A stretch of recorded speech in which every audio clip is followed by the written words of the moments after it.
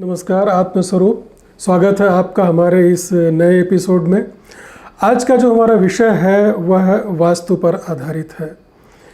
जी हाँ, वास्तु एक ऐसा विषय है जिसके बारे में कहीं न कहीं आजकल काफ़ी लोग परेशान नज़र आते हैं और कोई न कोई प्रश्न करते हैं, चर्चा करते रहते हैं कि हम फलां मकान ख़रीद रहे हैं या हम कुछ दिनों से इसमें निवास कर रहे हैं तो हमारे लिए थोड़ा सा वो कहीं न कहीं समस्याग्रस्त हो रहा है, या कोई लोग बताते हैं कि ये मकान हमारे लिए बहुत ही अच्छा सिद्ध हो रहा है। तो आज हम इस बारे में जानना चाहेंगे कि आखिर मकान या वास्तु के पीछे कौन सी ऐसी चीज़ें काम करती हैं जिन्हें हम वास्तुशास्त्र के नाम से जानते हैं। प्रायः लोगों के प्रश्न आते हैं कि हम एक नई दुकान खोल रहे हैं तो उसमें किस तरह से हमें बैठना चाहिए, कहाँ हम कौन सा सामान रखें कि उसकी बिक्री अधिक होगी, या हम कोई ऑफिस कार्यालय खोल रहे हैं तो उसमें हमारी सिटिंग पोजीशन यानी बैठने की व्यवस्था कैसी होनी चाहिए, या जो लोग कारखाने लगाते हैं उनमें भी तमाम तरह के प्रश्न उनके आते रहते हैं। तो आइए हम थोड़ा इस बारे में जानना चाहते हैं आखिर वास्तु है क्या, क्यों इसके लिए सब लोग तमाम तरह के प्रश्न करते हैं और उसका समाधान जानना चाहते हैं। तो देखिए क्या है, वास्तु का अर्थ ही होता है निवास करना। थोड़ा सा ध्यान दीजिए कि हमारे ग्रामीण क्षेत्रों में आज भी जो मकान बने हुए हैं अधिकांश लोगों के, यानी जिनका थोड़ा सामर्थ्य है, जो सामर्थ्यवान है, उन लोगों ने वास्तु आधारित मकान बनाने की भरपूर कोशिश की है। ये उनकी परंपरा में चला आ रहा है।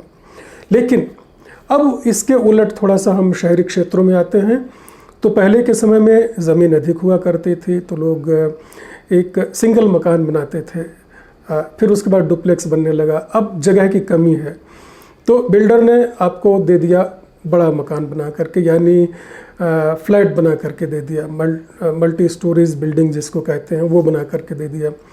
तो उसमें चूंकि वह आपका बनवाया हुआ नहीं है, आपके अनुरूप या आपके मानचित्र के अनुसार वो मकान नहीं बना हुआ है, उसे बिल्डर ने बनाया है, तो कहीं न कहीं आपके मन में एक शक उभरता है, एक शंका आती है कि क्या यह मकान हमारे लिए अच्छा होगा। तो आइए थोड़ा हम और जानते हैं इस बारे में कि वास्तुशास्त्र क्या है, हमारे देश में अति प्राचीन काल से चलता चला आ रहा है। इसका उल्लेख ऋग्वेद में भी मिलता है। एक पौराणिक कथा है भगवान शिव की कि उन्होंने जब अंधकासुर का वध किया तो अंधकासुर के वध करने के पश्चात भगवान शिव के ललाट से पसीने की कुछ बूंदें गिरीं और उन बूंदों ने तमाम अंधकों का वध करना, समाप्त करना प्रारंभ कर दिया। और जो उससे एक विशालकाय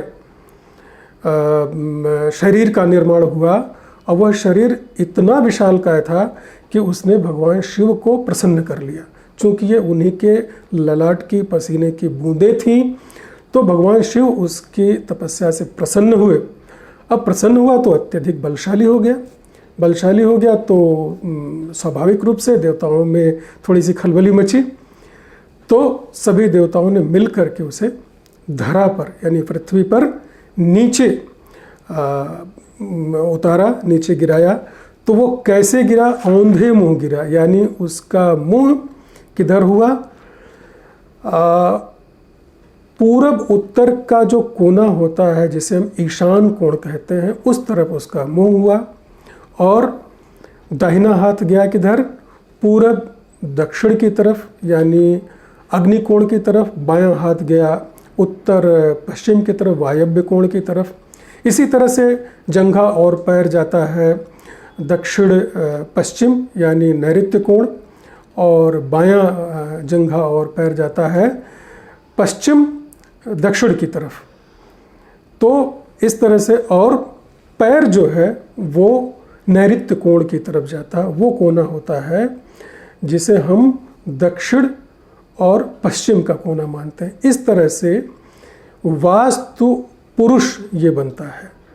अब वास्तु पुरुष जहाँ औंधे मुंह लेटा हुआ है तो जो देवता जहाँ पर खड़े थे, जहाँ दबाए थे, उसी स्थान पर देवता स्थापित हो गए। इसी तरह से यह वास्तु पुरुष के नाम से हमारे पौराणिक आख्यानों के अनुसार जाना जाता है। अब ये देखिए कि हम जो मकान बनाते हैं, जो घर बनाते हैं, उसमें वास्तु लागू कहाँ तक होता है।